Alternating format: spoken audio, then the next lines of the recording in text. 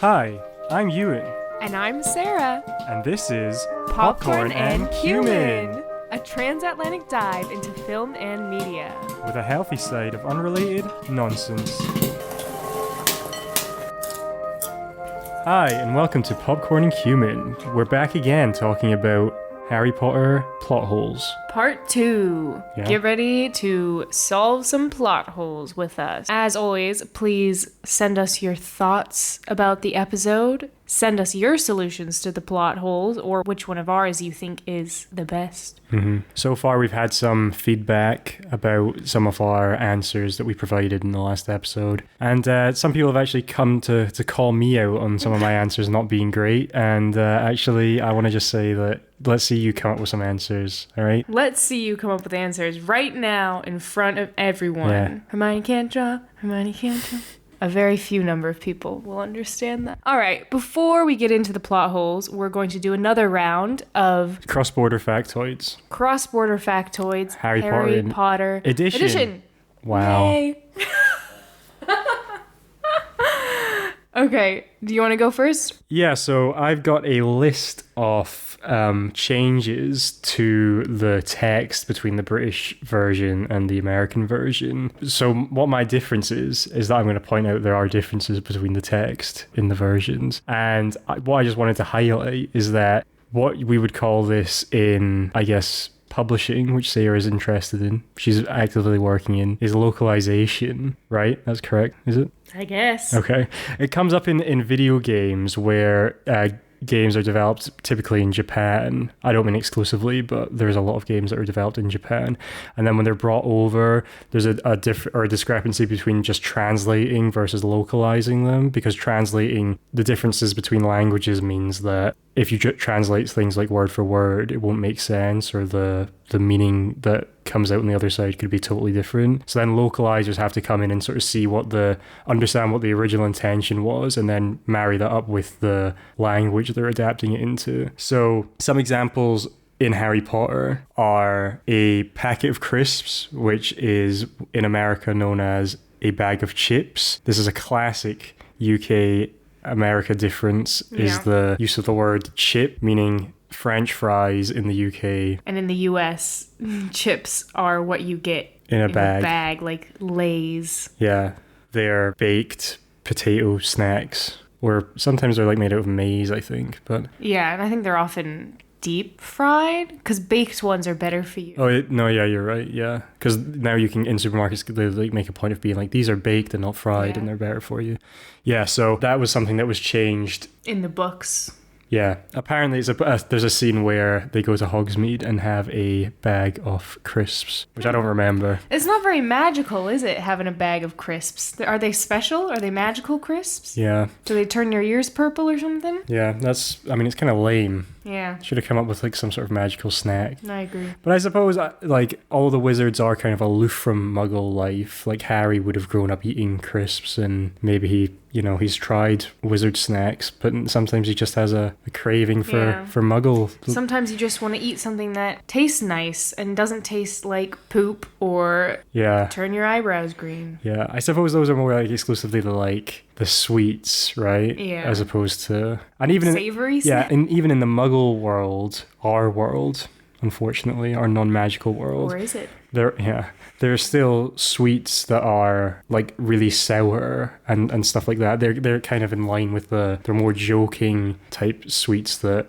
Fred and George come up with, and are sold at, well, some of them are sold at like Honeydukes. You know what I mean? Like, there's a kind of like correlation between what children want to eat and what is kind of like seen as like a challenge for people to eat and stuff in the sweet world. So it's weird in Harry Potter how all of them seem to be horrible, apart from like lemon drops or whatever. Is that your difference? What I was going to say is that I find it interesting that, I guess maybe because it's like a kid's book, like the American publishing house or whatever went through it and was like, we have to change all these things so people will understand it.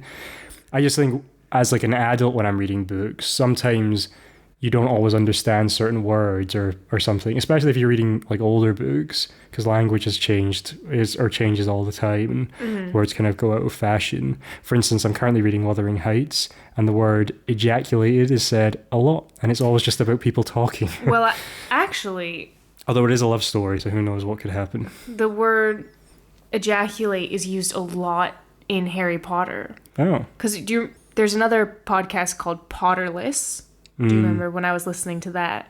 Which is a guy reading the Harry Potter series for the first time. I would recommend it. I quite enjoyed it. But he was quite astounded by the use of the word ejaculate and would talk about it every time it came up. Well, clearly he'd never read Wuthering Heights either. Yeah, clearly. He's not a well-read man. No. He also hadn't read Percy Jackson. Well, actually, I haven't read that, so I shouldn't have said that. Yeah.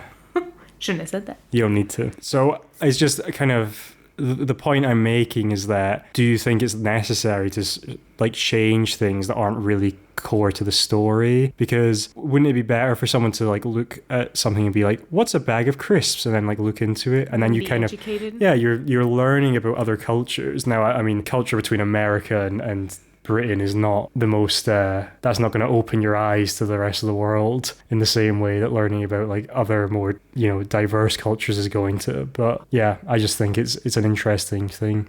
I would say don't change stuff like that unless it's completely core to the story. Yeah. Was there a question for me in there? The question is, Sarah, do you agree?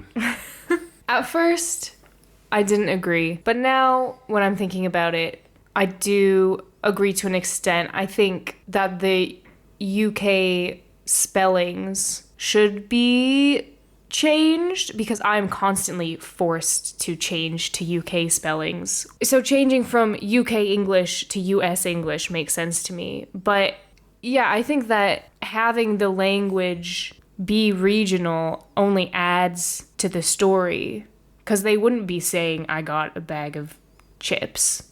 They would say, I got a packet of crisps. And there's tons of other instances where there are things that people in the US haven't heard of before, such as stuff like prefix and a lot of British food. But these things remained in Harry Potter, and a lot of us Americans who read Harry Potter as children thought that these things were like magical things that had been created for the world of Harry Potter, when in reality they're just British things. Like, I thought that prefix were just in Harry Potter and head boys and head girls. And then I found out that Euan was a prefect. Not just a prefect, a senior prefect, actually. I apologize. I failed in my campaign to become head boy and was given the consolation prize of being senior prefect, which was horrible. So I got a badge and I felt like a complete idiot. You're just like Percy. You had your little prefect. Yeah, but badge. he was happy about being a prefect, and everyone looked down on him, or sort of thought lesser of him for how much happy he was about being a prefect. I was thought, and everyone looked up to you. Yeah, well, my thoughts on being a prefect were completely discolored by the way they're thought of in Harry Potter. So I was like, I don't want to do this. So then why did you choose to do it? I didn't choose to do it. It was forced upon me. What do you mean it was forced upon you? You have to have a say in it. Indentured servitude. Okay, but so I basically agree with you. Yeah, I think definitely there's like some instances where it's like the localization thing, where if something means like completely different, where you're going to have like a completely different understanding of the story or text, then it makes sense to change that.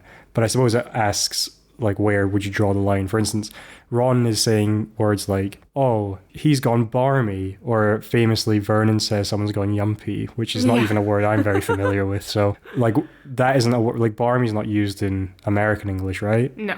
So would you change that to he's gone mad? Or is it changed? I don't know. It's not on this list from the Radio Times. So it's not changed. There's a lot of British language in it. So it just seems strange, the things that they have decided to change and the things that they've decided to keep. I mean, I think the packet of crisps one is kind of egregious in one way. Like, obviously there's an obvious... That's egregious. Well, there's an obvious change to like bag of chips, right? But packet of crisps wouldn't mean anything in American English anyway for the people to be confused by it. You know what I mean? Yeah. And who cares if people interpret what kind of snack he's eating? Like, that doesn't matter. Like, it would be different the other way around, because in British English, if you're reading something, a bag of chips would be like, I went to a chippy and got a weird plastic bag full of chips. But even that, like, why does it matter if that's what they're picturing? Yeah, but it would make more sense in that context to change it. Well, my difference is a change in the book,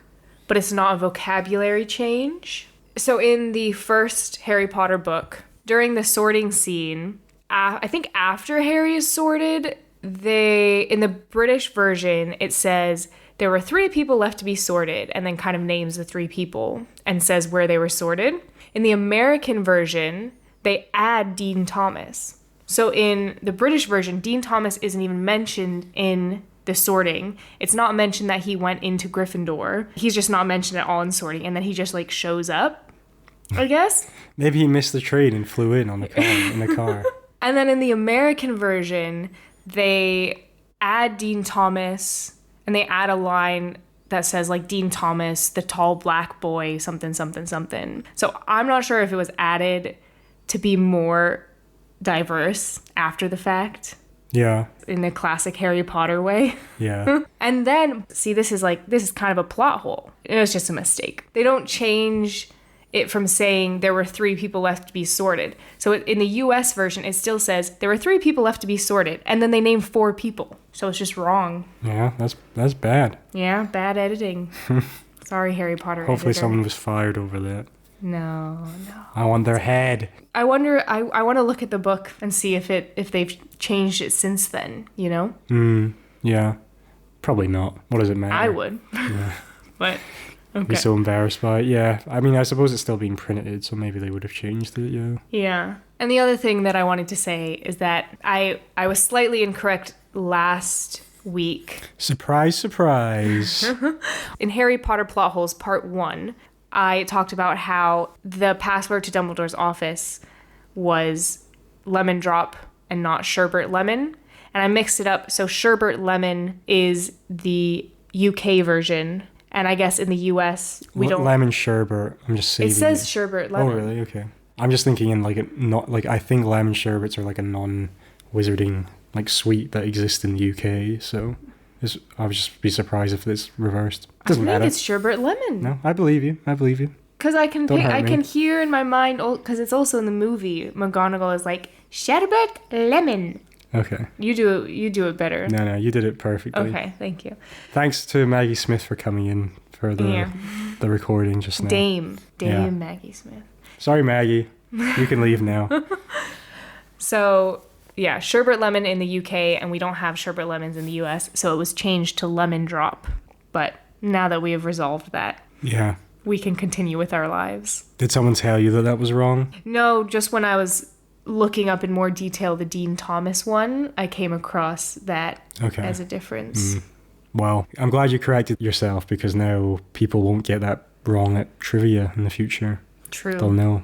They won't come for us with pitchforks. Remember to torches. Change your answer depending on what country you're in. Yeah. Or clarify beforehand what text are we doing it on. Probably the quizmaster will say, I don't know, probably whatever you think. Our quizmaster, Simon, he would look it up and let us know. Yeah. Okay, shall we move on to our plot holes? Yeah. All right. So our first plot hole that we are solving today. So first I'm going to tell you all what a secret keeper is for those who did not read the books and were probably very confused when watching the movie and didn't actually understand any of the plot. So a secret keeper is basically a spell where you give somebody the location is usually what is used. You tell them the secret, and then nobody can find that location unless the secret keeper tells them the location. So this is used often in Harry Potter. It's used on Grimmauld Place in the Order of the Phoenix. Where else is it used? I think it's not actually used anywhere else that I can think of. That is incorrect. Okay. Maybe it's used for their tent when they're gallivanting around in book 7. It's also used on Shell Cottage in the 7th book. For some reason I said tent there, but I actually meant to say Shell Cottage. Oh. It just my mouth didn't seem to conjure those words. I'm sure.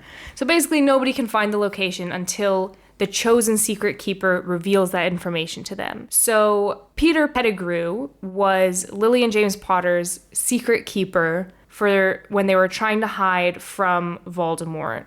And Peter Pettigrew betrayed them by telling Voldemort where he could find them, and therefore Voldemort killed them, Avada Kedavra them. So that is why Peter Pettigrew is a traitor. And our question here is, why did Lily and James not just make each other their secret keeper? Because then they wouldn't have to worry about anybody betraying them to Voldemort.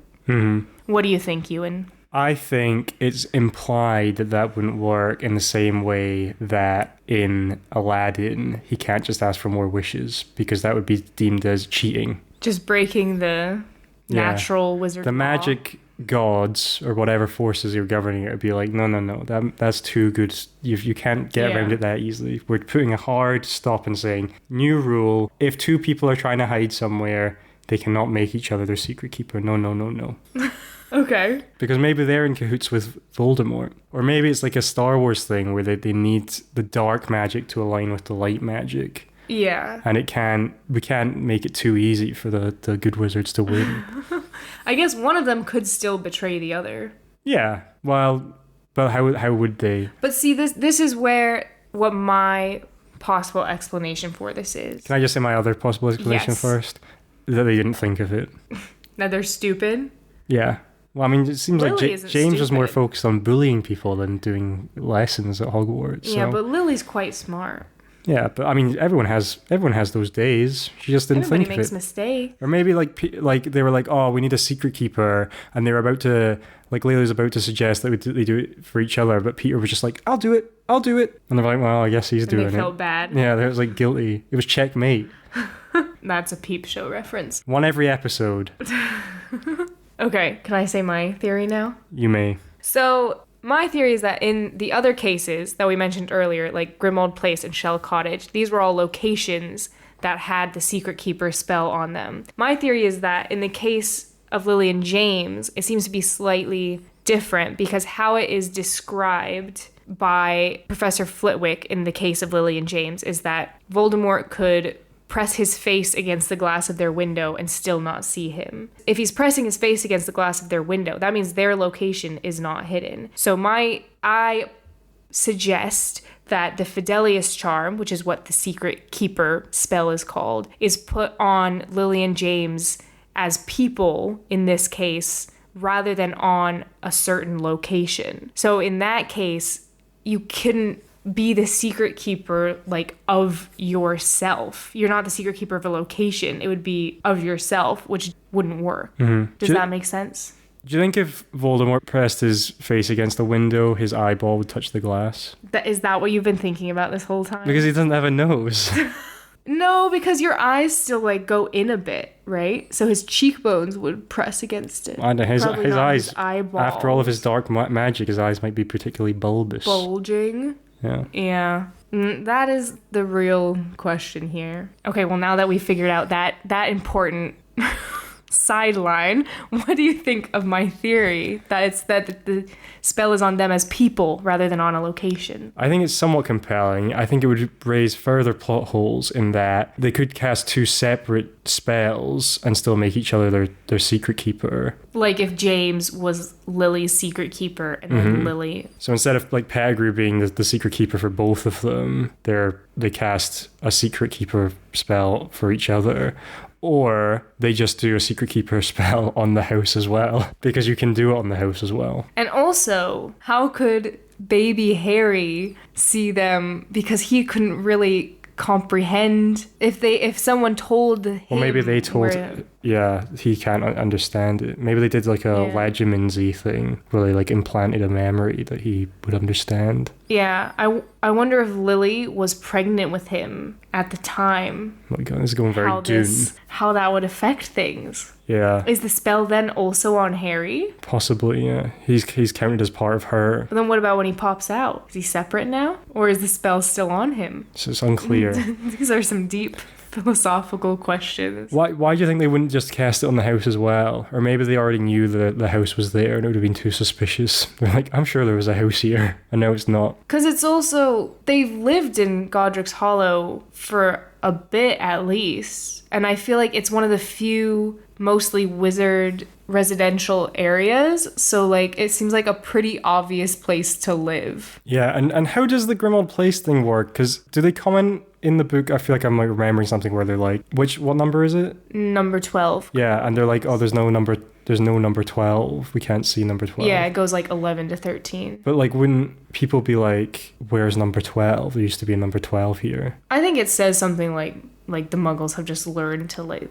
Right. thinking it's a silly mistake or something. But surely there would have been people around pre them making it that secret keeper thing who were like, there was a building here and it's not here anymore. Well, you just use the fucking charm, the Oh, Lockhart spell. or just the memory charm everyone. Yeah, well, that's what they do if Muggles accidentally come across a wizard thing, they have the people come do. But yeah, I mean, it is a little questionable. You think that would draw more attention to it? How? Because they're like, this seems weird. Why is there a missing building here? And then the Dark Wizards find out about it and they're like just camped out outside, which is why it ends up happening, Well, they are just camped outside. Yeah. Because they know where the Black's house is, but Right. they can't get in because That's the charm. of the Fidelius charm. Okay. Have we said on here about how we almost got to live basically in number 12 Grimmauld Place? It wasn't actually number 12, right? No, Well, I it suppose was 16. It was like very close. Yeah, and I suppose actually Grimmauld Place is not a real place, so it's just the filming location, so it could have been number 12. It was the location where it was filmed. We did a flat touring of that flat, and it was so nice. Yeah, but we didn't get it, and it almost jeopardized our entire flat search because we were holding out for it, and then the estate agents were useless, so... Yeah. Oh, it would have been so cool, though. Such good bragging rights. But anyway. Now we have this bragging right. Yeah. Okay, on to the next plot hole. Prepare everyone, because I'm coming with probably the biggest plot hole, or at least the most famous plot hole of the whole series, possibly. Let us know if you think this is the biggest plot hole, I guess. Famously, in Prisoner of Azkaban, a key component of the plot is that Fred and George give Harry the Marauders map, which is created by the Marauders. Now, for you movie viewers out there, you probably don't know what the hell we're talking about. And that just goes to show that you should read the books. So the Marauders map is created by... We find out Harry's dad, Lupin, Sirius, and Peter Pettigrew, who are the Marauders. And they create it because they are up to no good and they want to create a map that shows the grounds of Hogwarts and it shows where everyone is at all times. Yeah. It's really like kind of post 9/11 America with like the NSA like spying on you and everything. Yeah, a bit of a privacy. I wonder if that's the sort of backdrop it was written in a kind of like 1984, like prescient, future-looking way. Like, this is the future. So the map not only tells you like where people are, it tells you like their names and where they're going, and it's live. So if I was standing in a room in Ravenclaw dormitory or whatever, it would say Euan standing there walking around. So the plot hole here is that Fred and George have had the map for, I think they're the year above Harry and Ron, right? So they've had it for presumably like 4 years. It's unclear really how they got it. They nick it out of Filch's office, yeah. How does Filch get it? I don't think in their first year. Filch confiscates it from James, Lupin, and they just can't be bothered to get it back. Or Pettigrew. Well, I think they just don't manage to get it back. Maybe they made another one. Anyway, so Fred and George have the map for an undetermined period of time. As we learn in Prisoner of Azkaban, Ron's rat Scabbers, who's lived an awfully long time for a rat, for a common garden rat, has the whole time been not who he says he is, but in fact been... who Scabbers says he is? Yeah, well, he's going around saying, I'm Scabbers, I'm a rat. He's been making rat noises and probably communicating that he is Scabbers. He's in fact not Scabbers the rat. He is Peter Pettigrew, the rat in a different way. Well, we learn, disgraced wizard who Harry thinks is dead. But basically we think that Sirius Black, who's escaped Azkaban at the start of the novel, he is the guy who betrayed James and Lily with the secret keeper thing. Yes. Told Voldemort where they live and then they die, right? It turns out it's actually Peter Pettigrew, and he fakes his own death, frames Sirius, and then transforms into a rat because he's an animagus, which all of the Marauders are, and then he goes and hides with the Weasleys for like 13 years. So the plot hole is Fred and George have been looking at the map for all the hijinks that they've been doing for an unspecified period of time and never once thought, why is Peter Pettigrew on the map in Ron's bed, presumably, or near Ron all the time? Ron and Harry. Yeah, I think it is said that Ron, like, sleeps with Scabbers, basically. So the question is why is Peter Pettigrew would be in bed with Ron, and Fred and George would see this. Yeah, and there's no solution like Peter has like hidden his name from the map, because that's like a crucial part of the plot, is that Harry sees his name on the map, and then that's how Lupin comes The map never lies. Yeah, that's how he comes to the raid, because he also sees Peter Pettigrew's name on the map. Right. I think, personally, that there is a solution to this plot hole. My first solution is that Fred and George just think that Ron is sleeping with a man and don't want to out him, like nice brothers. My second, more serious... Be a little inappropriate at their age.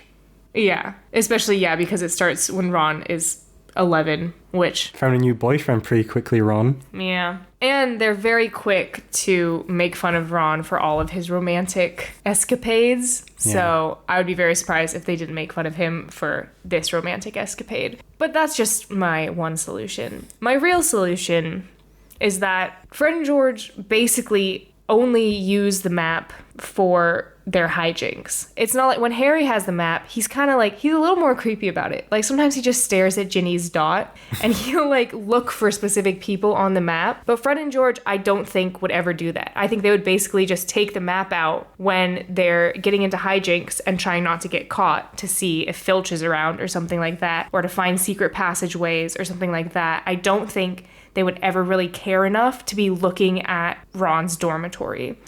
And the map, it's a bit bigger, I think, in the movie, because it like folds in and out in all these ways so that you can properly see the names. But the way it's described in the book is basically like fitting on a small table, which all of Hogwarts, like there's so many rooms and stuff. There's 7 floors of Hogwarts and like hundreds of rooms. So most of the time when people are near each other, I feel like their dots would kind of overlap and their like names and stuff would be a bit mixed up and all of that. There's no magnifying tool. Yeah. No magnifying so I feel like spell. Even if they like kind of glanced at the Gryffindor dormitory during the night, it would just kind of be like a jumble of names. And even if they see Peter Pettigrew's name at some point, I don't think they're not so into learning about historical events and stuff. Like, I don't think that they would necessarily know the name Peter Pettigrew for it to I guess be a red flag. Yeah, I guess the only thing would be that it's unlikely they wouldn't know probably all the names of everyone in Gryffindor, because there isn't that many of them. Yeah, I'm saying... Because I think in Gryffindor Tower, I feel like I don't think they'd be able to discern people. Yeah. But like if they just saw him like wandering around. But I guess, because Scabbers he's usually with Ron. They might be like, why is there always like 2 things where Ron is? Does Lupin keep the map when he leaves? No, he gives it back to Harry. Is there any other plot holes related to the map? I'm just thinking like in Goblet of Fire, one of the teachers is not who they say they are the whole time. That's a big part of the book. Harry keeps seeing Barty Crouch, and it actually, because Barty Crouch is missing in the book, Harry sees his name, which is actually like Moody. It's Barty Crouch Jr. It doesn't say Barty Crouch Jr. It says Barty Crouch. So Harry thinks that Barty Crouch, who's supposed to be missing, is just wandering around the school. Does he not tell anyone? No. So then he goes and he tries to find him. Of course, yeah. And then this is after he's been trying to figure out the egg in the prefect's bathroom. So he's out at night when he's not supposed to be. And then he comes across Moody, and then Harry's like, I'm trying to find Barty Crouch, because Moody can see his map because of his eye. And Harry's like, the map said that Barty Crouch was here, so I was trying to find him.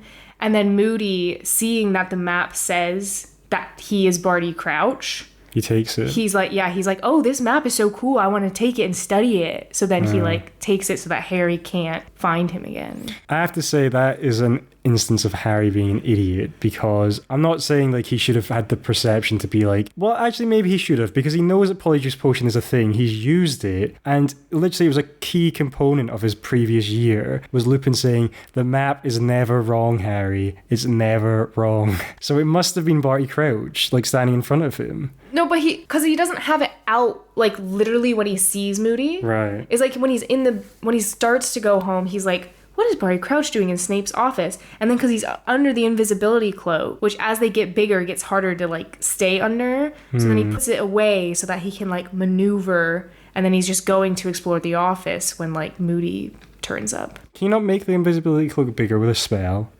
No, actually, because... Of Gamp's Law? Because it's one of the... Hallows? Yeah, because it's one of the Hallows. It's the only invisibility cloak that like can't be altered by magic. It's the perfect invisibility cloak, unlike, I think they say there's like a lot of other ones that are not as good. Yeah, Moody has a few, actually. Yeah, but it's only perfect in the sense it fits a 10-year-old boy and not someone who's bigger. To be So fair, actually for a full-grown adult, it's not even that useful. I do think they mainly have trouble to fit all three of them under it. But in that instance there, I'm pretty sure it's just Harry, so I'm not sure if that works as an explanation. I think he puts the map away. I mean, it might be him being an idiot, but he puts the map away. It's weird Harry becomes so trusting of Moody, I think. Given that, one, he seems unhinged, and two, the previous Defense Against the Dark Arts teachers, I mean, I guess Lupin turned out alright in a way, although he is basically a weapon of mass destruction. Yeah. But Quirrell was Voldemort in a way, and Lockhart was a fraud who tried to basically end his... life? Yeah, in a way, I guess. Yeah. Tries to wipe their memories. I think Harry looks up to Moody because he's an Auror. He's like, he kills dark wizards. That's so cool. Even though he's horrible to Neville. But then he's nice to him afterwards. Yeah, that's true. He probably realizes he was about to blow his cover. Yeah, or it's a classic kind of like manipulative abuser where he's like mean to him. Yeah. To break him down, and then... I will say on my read through of Goblet of Fire, my most recent one, I was reading through it and I was like, this is great. Like, I was like totally compelled like the whole way through. So I think, and I think I actually thought it was maybe like one of the strongest books, and that didn't occur to me at the time. I was like, Harry, why do you not know this guy's not who he says he is? So it's just, I was trying to think of other Marauders map related plot holes that we could explore. But I'm not sure if there's any other ones of like people saying or not being who they say they are throughout the rest of the series. Maybe it's just like, I can't do this again. Yeah. Done it twice. All right. Is that it for our Marauders map plot holes? I think so. I think you can explain it. It's just something that's a bit suspend your disbelief to some extent. Fred and George aren't that nosy, is their explanation. Unlike Harry, who is exceedingly. Very nosy. All right. On to the next plot hole. So the next plot hole, Sarah, is that in book 5, Order of the Phoenix, Harry, when he gets off the train, unlike in the first movie, they take the boats across the castle for some reason. I don't really know why, but that's what first years do. For the views. For the Instagram. Yeah. Take the pictures. So they take these carriages to the castle from the train station, and Harry is like, oh my god, there's weird creatures driving these carriages. Driving them? Wow. In the driver's seat? Pulling the carriages. Well, I suppose, I don't know, like, I don't think they have a driver, so they are the driver, I suppose. I guess. Is a horse its own driver if you're riding it? Well, probably not if you're sort of controlling it. Not if you're riding it. If it's pulling a carriage, you mean? Well, usually there's a driver. If a tree falls in the woods and no one's around to hear it, does it make a sound? Quote, Dear Evan Hansen. Is it? Well, they use that in the song a lot. A lot? Yeah. He's like, if you're falling in a forest. Okay. Yeah. Because he actually falls. Anyway. He is the tree in that situation. Yeah, it's a very literal metaphor. So Harry sees these creatures, which we learn are called thestrals, which are pulling the carriages, and he's like, oh my god, how can I see them now? And no one else can see them. He starts like asking people, he's like, when do they get these weird horse things to pull these carriages? Normally the carriages appear to pull themselves. Yeah, and Ron says to Harry, you've gone yumpy. What are you talking about? There ain't no creatures here. They're just operating by magic, as they always have. And then Luna, the resident crackpot at Hogwarts, although some of what she says is correct, she's kind of like a future conspiracy theorist in a way, but some, you throw enough darts, someone will hit the board. She's like, Harry, these are thestrals. He's like, what are those, Luna? And she's like, thestrals only can be seen by people who have seen death, and I can see them because I saw my mum die a couple of years ago. Luna does not say that. She says, you have to have witnessed death. No. You have to have experienced death. Are you going to stop guessing? Sarah, what does she say? She doesn't know. They have a Magical Creatures lesson later in which Hagrid says that they can only... I think Luna tells him in the movie. Well, we're not talking about the movies, are we? Can you confirm if she does in the movie, though? No, I don't think she does. I think she tells him... maybe she does. But they have another moment when they're feeding Thestrals apples together. I don't know, like, how... Harry has just come... Like, why is he just walking around the forest? That's Harry's riz. Luna in a clearing in the forest, just feeding Thestrals. It's very random. But she might tell him then in the movie. Yeah, okay. Anyway, so Luna can see them because she's witnessed death, even if she doesn't know that, and Harry can also see them. I guess Harry's thinking, well, if she can see them and I can see them, maybe we're both just completely nuts. Yeah. And so it turns out only people who've witnessed death can see them. The plot hole is Harry sees his mom and dad die when his mom die. Sorry. Yeah. He doesn't see his dad die, he just hears that. Yeah. He sees his mom die. As we see in the movie, he's standing up in his crib, or maybe he's sitting in his crib looking gobsmacked as she is taken from this mortal... In his Scooby-Doo PJs. Is it? Yeah. Oh, nice touch.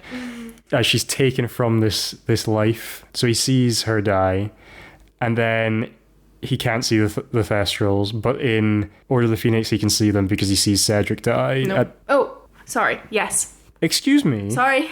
Cut that out.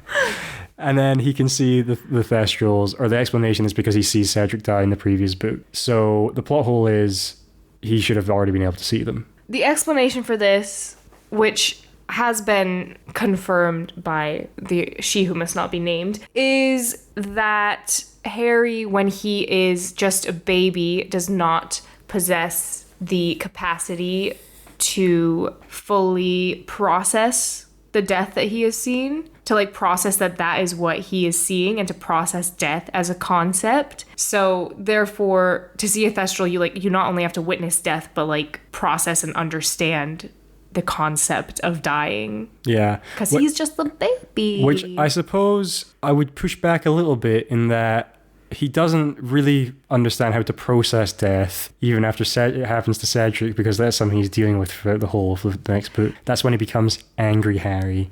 And he says things in caps a lot. It's true. They really need some therapists in the wizarding world. But processing, I think it means more even just understanding what it means for someone to die. Because he's like 1 year old. Like, my nephew's about to be 1 year old and he doesn't even speak yet. So he can't understand death yet. Yeah, I think that is a compelling explanation, because he has no memory of his parents dying. I mean, he's told that they die in a car crash, and he has no reason to think otherwise until he's 11. It's not like he remembers. It's like, wait a minute, they didn't die in a car crash. They were murdered with a magic stick. Yeah. He does kind of, even before he finds out he's a wizard, he says that he has vague memories of a bright flash, like a green flash of light. And when the Dementors come, he can hear his mother and father as they're dying. But maybe that's the Horcrux in him? I was gonna say that. You can explain all this stuff away by just being oh, he has a bit of Voldemort in it, so it's Voldemort's memories? Yeah.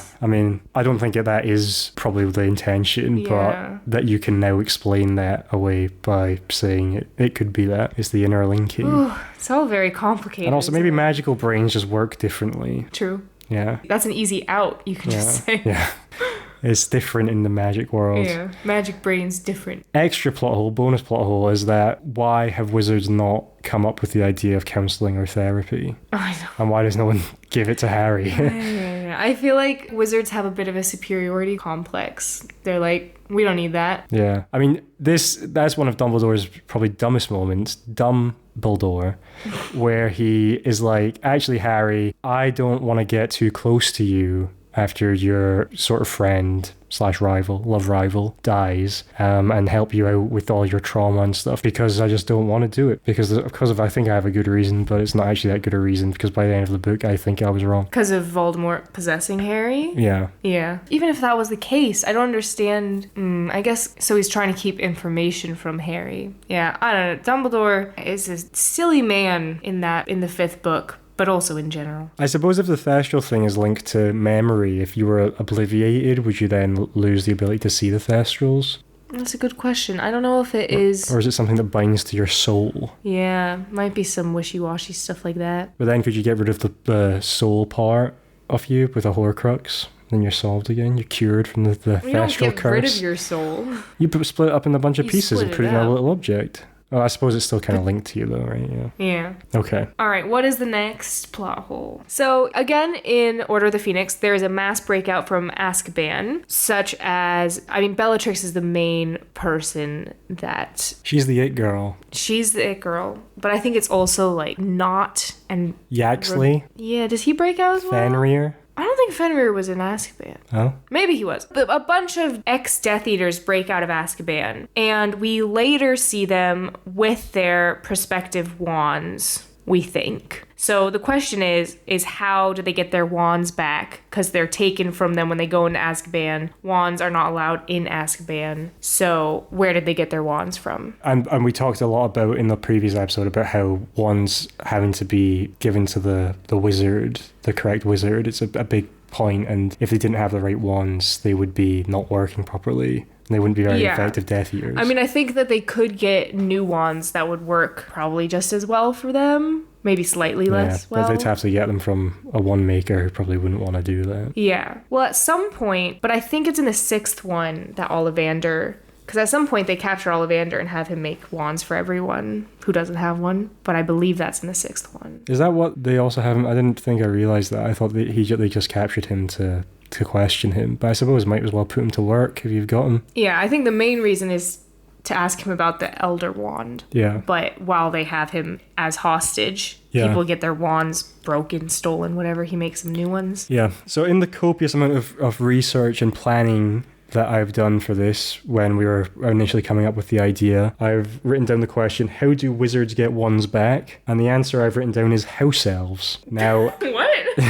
Now, I'm not entirely sure exactly what I was thinking at the time when I wrote that, but what I'm thinking is that house elves, all of the sort of evil, Death Eater wizards, probably from like upper class families with house elves. I'm really just thinking of the Malfoys, but Bellatrix might have one. I mean, they have like Creature, and she's kind of a black, right? So anyway, house elves have like different magic, right? So they could just go on a little scavenger hunt to get all the wands back. Yeah. There you go. They've got the wands back. Yeah, that's a decent theory. Because we don't necessarily know what happens to their wands when they go to Azkaban. When a wizard is expelled, they like snap their wand. But if they go to Azkaban, maybe there's a chance that they'll get out again. Can house elves apparate and disapparate in Hogwarts? Yeah. Yeah, so they probably could apparate and disapparate into Azkaban, into the little wand room, get them all back. But I don't think wands are allowed in Azkaban, so I don't think they're kept in Azkaban. Yeah, I suppose like if someone gets expelled and they break their wand, if they go to Azkaban on like a life sentence, why wouldn't they break their wand? Yeah.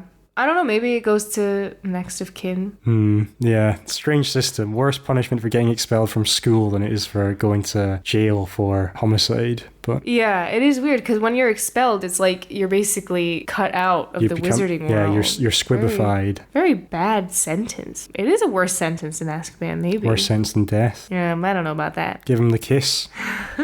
But I think maybe their wands are taken to the ministry and held somewhere in the ministry. Yeah, because the ministry wouldn't be corrupt or anything. Well, exactly. So I think in the 5th one, Voldemort's starting to get his little hands into the ministry. His tentacles. Yeah. Or his tendrils. Yeah, his nose hairs. Is that what tendrils are? No. So if he has inside men in the ministry, then they could get... Or women. Yes. They could get their wands back that way. But I think your theory about the house elves is also good, because the house elves could also just pop and sneak through the ministry. Yeah. And who would suspect a trusty little house elf? Yeah. Although probably if they were like Creature, they'd be kind of like evil and cackling and stuff, so you probably would suspect them. Other couple ideas I had were the Dementors side with Voldemort, so when they break out, they're just like, here's your wands back, lads. Here you go. Yeah, but see, I don't think the Dementors have their wands, because I don't think they might know where they are. Azkaban. So the Dementors just stroll into the ministry? They're kind of like, because they have hands, right? They just sort of like point them in the right direction. Yeah. Well, they might not be in the ministry. We don't actually know that. So if they were at Azkaban, they could have helped them in the escape. Maybe. Yeah. Well, I think my house elves answer was inspired, and I'm glad I wrote that down, man. Yeah, genius. So, the next plot hole, we've constantly, well, I have, because I think it makes me look exceedingly intelligent, been mentioning Gamp's Law, which is I think this comes up in like the first or second book, where there's certain rules with charms and magic around food, and you can't conjure food out of thin air. Basically, you can't like create food out of nothing, but you can, if you have food, multiply it or divide it. Transfigure it. Yeah. What happens if it's a prime number of food? What can you do then? Do you get some weird recurring food thing? Oh, gosh. I don't know. Anyway, that was a weird sort of math joke. So there's certain rules that govern food and magic, but in Harry Potter and the Deathly Hallows, the last book, they are on the lam. They're running around the country, hiding, camping. On the lam? Yeah, that's the expression when you like run away from home. Oh. You on the lamb. Yeah, I think it's L-A-M, unlike a little baby sheep, which is L-A-M-B. I've never heard that. It comes up in like songs and stuff, especially like about, I feel like sort of western-y type things. I'm on the lamb. Well, then you'd probably think they're a sheep. Yeah. The little kids riding on sheep, like in mutton busting. Yeah, rodeos. So they are constantly sort of struggling in the book. It's not really goes into that much in the film, but in the book they're struggling with the lack of food that they have. And in Deathly Hallows. Yeah, part. While they're camping on the lam. And their tensions are building and their group begins to fracture because of, well, a number of reasons. It's a stressful time for all involved. And but is not helped by the lack of food that they have, but they could just get some food and then multiply it, or just Accio some food. I mean, I feel like Accio really would solve like a lot of problems in the wizarding world, and they just never do it. I think you have to know, here we've come across another plot hole, but I think you have to know this, like where the specific object is that you're summoning. Like you couldn't just be like Accio fish. Okay. And then well, here's a plot hole on that. In the seventh movie, there's a deleted scene where Ron and Harry are trying to go hunting, but they could have just Accio'd the rabbit that they're chasing. Yeah, that's true, and that scene is awful. Yeah, look that up. Very weird. Yeah, look that up if you haven't seen it. It's very strange. Freaky. Yeah.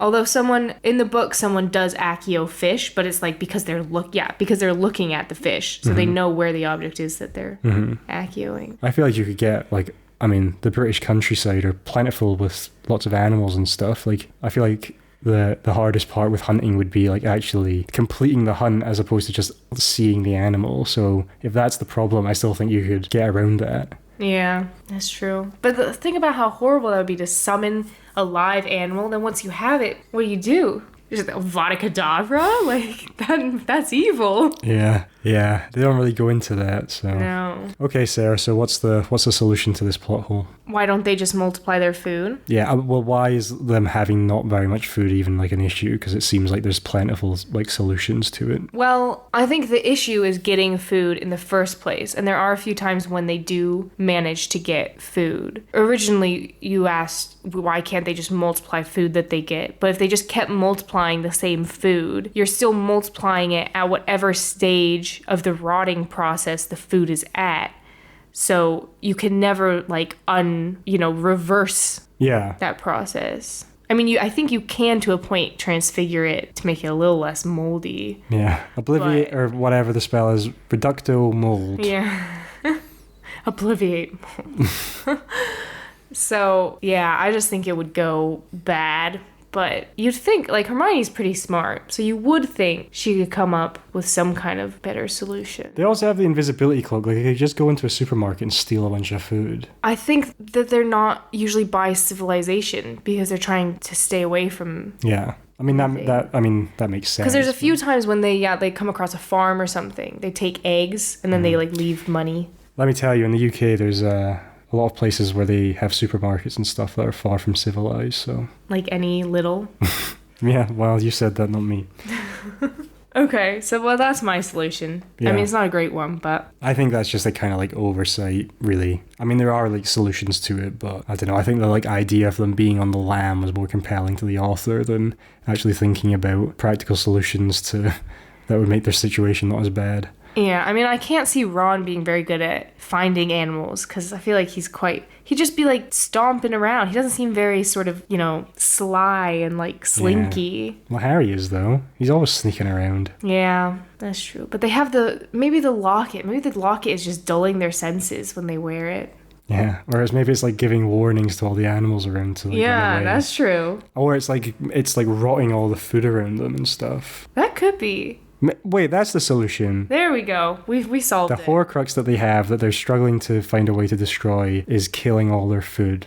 Yeah. At like a quickened rate, so they're constantly struggling. And I do think it's said that when Voldemort's hiding out in the forest in Albania, that like all the animals avoid that area because they can sense the kind of evil. So that would make sense for why they haven't been able to hunt. Good job, Euan. Yeah. We did it. All right, next one. We're still in Deathly Hallows. But at the beginning of Deathly Hallows, when Harry is moved from the Dursleys to a safe location, they are trying to disguise him, and they do so by having 6 people take Polyjuice Potion to look like Harry. So we have 7 Harrys, each with a sort of companion flying in some manner to a safe location where they then take a portkey to the burrow. So the question is why don't they turn into just random people rather than turning into Harry Potter, who the Death Eaters are trying to kill? I do think this is a crazy plan. It's a classic sort of wizard cookie thing that they would come up with, because I don't think it really makes much sense on any level. It might be the worst plan for something since the villain in Skyfall, which when you think about it doesn't really make any sense. So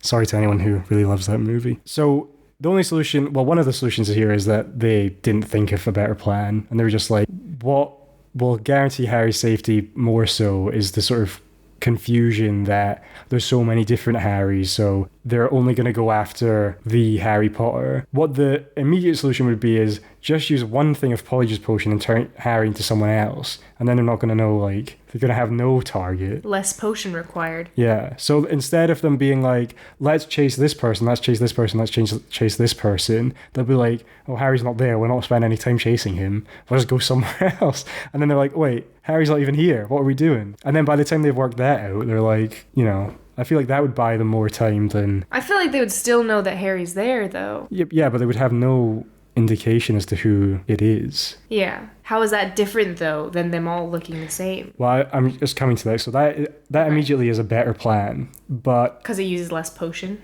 Yeah, and resources are tight. No, and I think it's like more obfuscating to the Death Eaters. Okay. So they should have done that. But in the event that they didn't do that, the question is, why didn't they change into a bunch of other people instead of just Harry? Yeah, I'm stumped, Sarah. You have to help me out. My theory, I mean, it's a little bit silly, but I feel like the Death Eaters see Harry as like sort of a symbol of the anti-Voldemort movement, and he's like defeated Voldemort kind of multiple times and evaded him. So my theory is that it's to like mess with the Death Eaters' heads and be like, here's 7 Harry Potters, take that. All right, it's like propaganda. Yeah. Oh, okay. Oh, I kind of like that. I mean, on a sort of logical level, it's not like the best idea in terms of like completing the plan, but in terms of kind of like, let's freak him out a bit. Yeah. Yeah.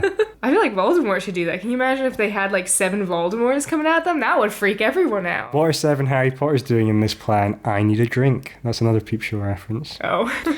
Yeah, maybe Voldemort is like terrified. He's like, this is the 7th book. He knows that. It's Harry Potter. It's meant to be Harry Potter's 7th year at Hogwarts. He's 17, and now there's 7 Harry Potters. And 7 is a magic number. What have they been cooking? Maybe each year at Hogwarts, Harry was being cloned, and now I have 7 nemesis. It's like now I don't versus just have to kill 1, I have to kill 7. Yeah, it's like instead of splitting my soul 7 times, I should have cloned myself 7 times. That would have been a better idea. Do you think you can clone yourself? You think you could come up with a spell to do that? I don't see why you couldn't.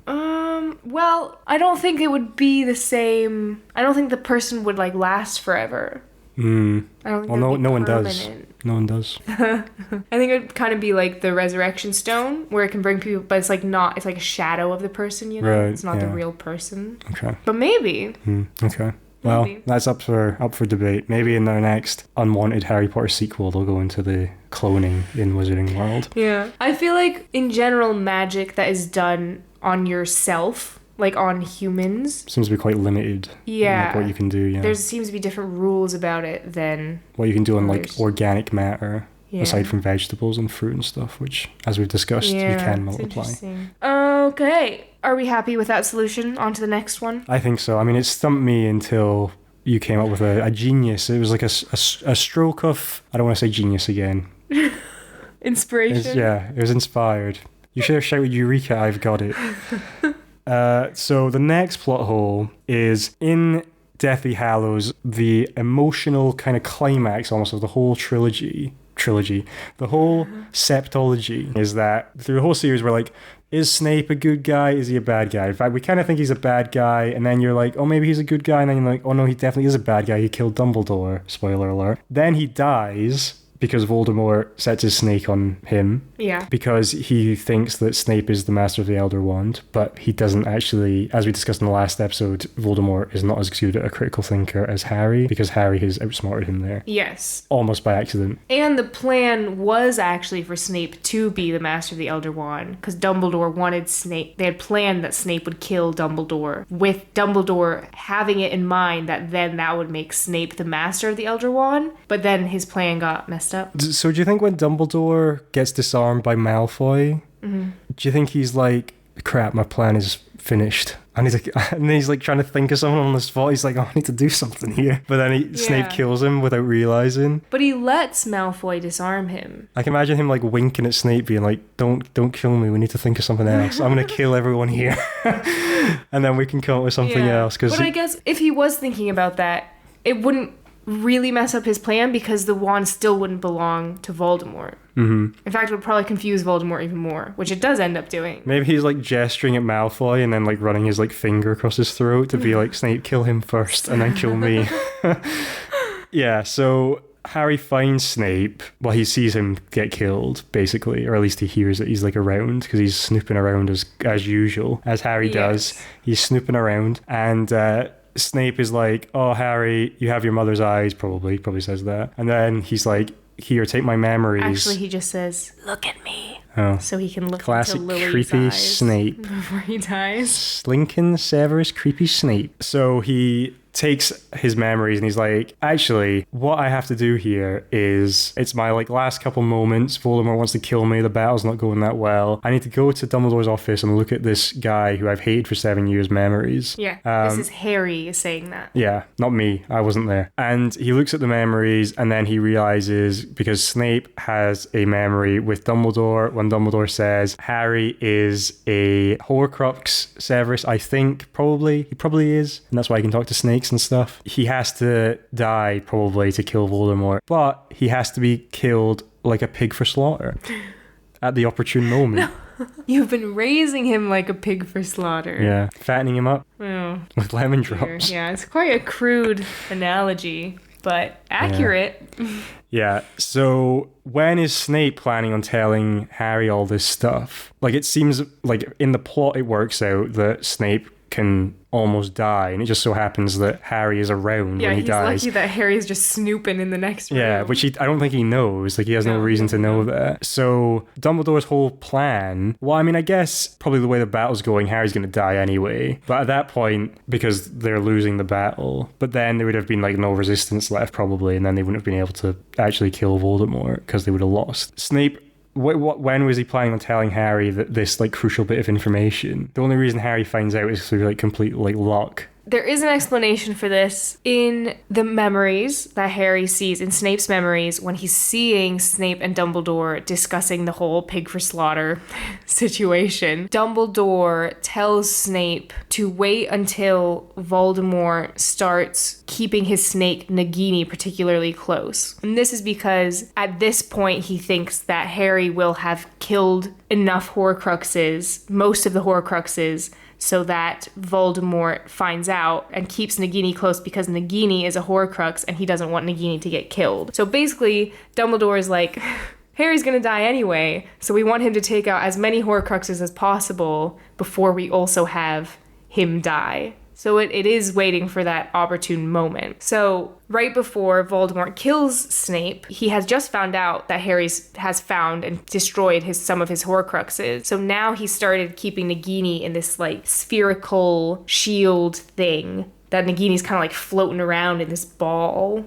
this protective ball. It's like the thing Yoda rides around in Attack of the Clones. Yeah, at least that's what I imagine. So during this interaction, right before Voldemort kills Snape, Snape's eyes keep like flickering to Nagini in her protective thing, because that's him realizing, oh shit, it's time to tell Harry he's gotta die. But then he's like, oh shit, I'm gonna die before I can tell Harry that he has to die. So it's a bad situation. But then they're just lucky that Harry happens to be lurking. But that's why he's waiting until Voldemort protects Nagini. And I guess the rationale for that is that it will throw Harry off his, like, he'll lose his mojo if he becomes all melancholic and he's like, oh, I'm gonna die anyway. Yeah, so. I think then he wouldn't have the motivation to...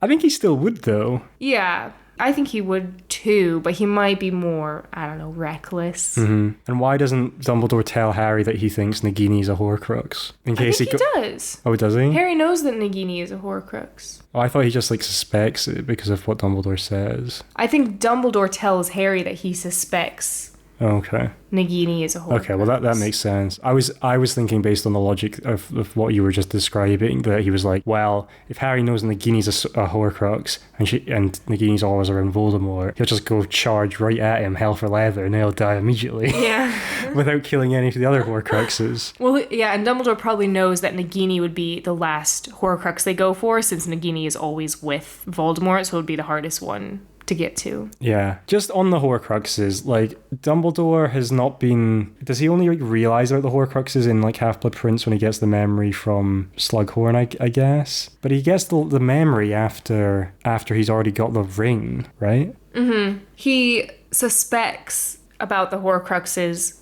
Really, Slughorn's memory is to confirm how many Horcruxes he made. Right. Because he's like, for example, splitting the soul into 7. It's kind of like, I mean, how does he know that Slughorn would have necessarily told him that? Well, like, because the memory... Oh, he already has the memory, but it's been altered, right? Yeah. Okay, yeah. And it's just to confirm his theory. Do you not think Snape should have had some sort of contingency plan? Being like, you know, I am a double agent, so Voldemort probably could work out that I'm... Yeah. Up to no good, or not on his side at any moment.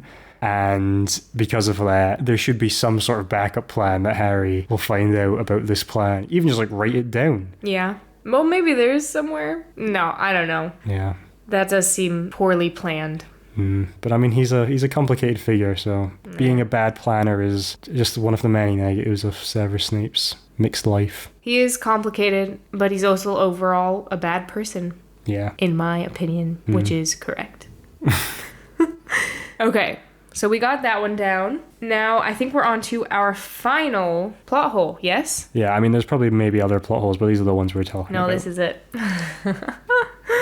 So, our last plot hole we're discussing is in the Deathly Hallows, right before the Battle of Hogwarts. Ron and Hermione go down into the Chamber of Secrets to retrieve a basilisk fang so that they can destroy Horcruxes. Yeah, because they realized that the diary was destroyed with a basilisk fang. Yeah, basilisk venom is one of the few things that can damage an object beyond repair, which can therefore kill Horcruxes. So we already discussed the plot hole of Ron hissing to get into the Chamber of Secrets. Listen to part 1 if you are curious about that one. But once they get down into the chamber, they get the fangs. How do they get back out? Because as we saw in the Chamber of Secrets, to get into the chamber, you slide down a fun little slidey pipe thing. And then to get out, Fawkes the Phoenix flew them out in the Chamber of Secrets. So how, in the Deathly Hallows, do Ron and Hermione get out of the Chamber of Secrets? Yeah,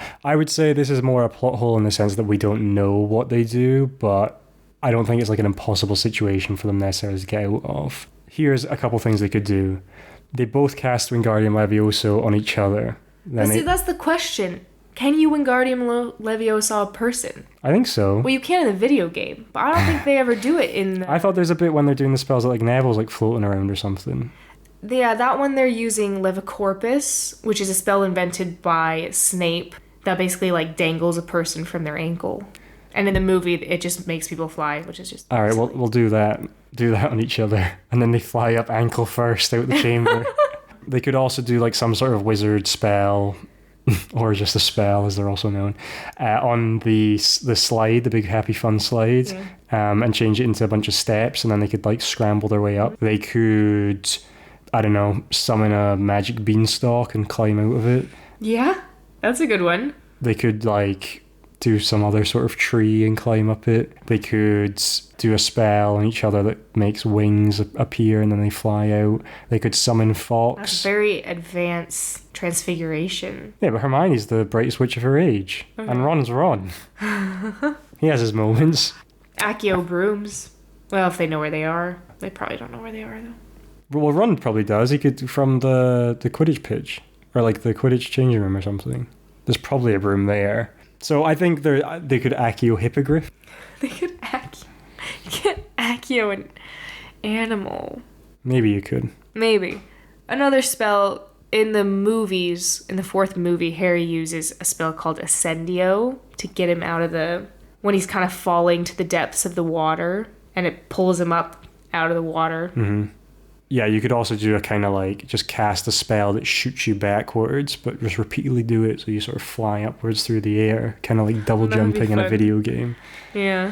Lots of ways they could get out, really. Yeah, so we don't know what they did, but any one of those ways would have worked. They did magic. They did magic and they got out of that tricky hole. Also, help will always be given at Hogwarts for those who ask for it or deserve it or require it.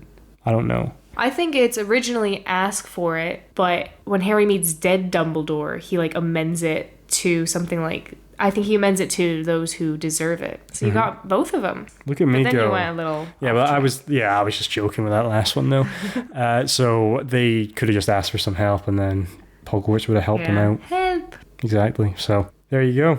That's that one solved as well. Yeah. Well, are you satisfied with that answer? I think so. I mean, it would be difficult because they've got like a bunch of basilisk fangs in their arm. I don't know. They carry back like tons. I don't know why they don't just take one. Maybe in case they drop one. Yeah. But it would be hard to do any sort of climbing, I think. Because it kind of has to be one-handed. Yeah, they could also just use magic to like lift them for them. I guess that's a plot hole I would say, is that wizards often seem to not use magic for just things that they could often use magic for. They just levitate the basilisk fangs so you don't need to hold them. Wouldn't that actually be pretty dangerous to like carry them in case one of them like pricks you? Stabs you, then you're dead. Yeah.